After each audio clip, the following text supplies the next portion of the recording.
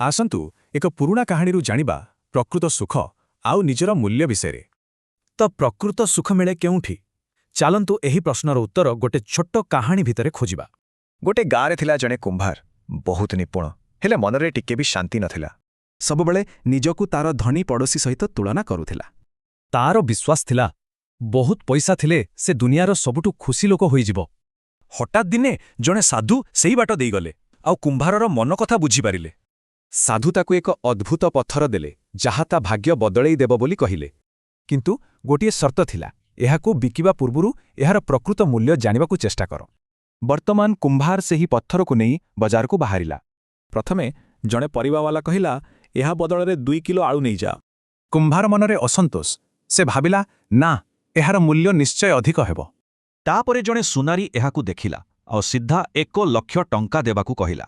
କିନ୍ତୁ ଶେଷ ନିଷ୍ପତ୍ତି ପାଇଁ ସେ ସହରର ସବୁଠୁ ବଡ଼ ରତ୍ନ ବିଶେଷଜ୍ଞଙ୍କ ପାଖକୁ ଗଲା। ବିଶେଷଜ୍ଞ ତ ଦେଖିକି ଆଶ୍ଚର୍ଯ୍ୟ, କହିଲେ, ଅରେ, ଏହା ତ ଏକ ଅମୂଲ୍ୟ ହୀରା। ସେ ସ୍ପଷ୍ଟ କହିଦେଲେ ଯେ ପୁରା ଦୁନିଆରେ ବି ଏତେ ଟଙ୍କା ନାହିଁ ଯେ ସେ ଏହାକୁ କିଣିପାରିବେ। ଠିକ୍ ସେହି ମୁହୂର୍ତ୍ତରେ କୁମ୍ଭାର ସବୁ କିଛି ବୁଝିଗଲା।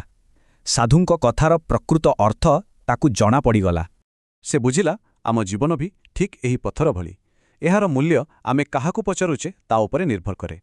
ଆମେ ଯଦି ନିଜକୁ କମ୍ ଭାବିବା, ତେବେ ଦୁନିଆ ବି ଆମକୁ ସେହି ନଜରରେ ଦେଖିବ। ଏବେ ଯାଇ କୁମ୍ଭାର ବୁଝିପାରିଲା ପ୍ରକୃତ ସୁଖର ଅର୍ଥ କ'ଣ। ପ୍ରକୃତ ସୁଖ ଧନରେ ନୁହେଁ, ବରଂ ନିଜର ଅମୂଲ୍ୟ ମୂଲ୍ୟବୋଧକୁ ବୁଝିବାରେ ଥାଏ। ଏହି କାହାଣୀ ଶେଷରେ ଗୋଟିଏ ପ୍ରଶ୍ନ ଛାଡ଼ିଯାଏ, ଜଣେ ନିଜ ଜୀବନର ମୂଲ୍ୟ କେମିତି ଆକଳନ କରିବା?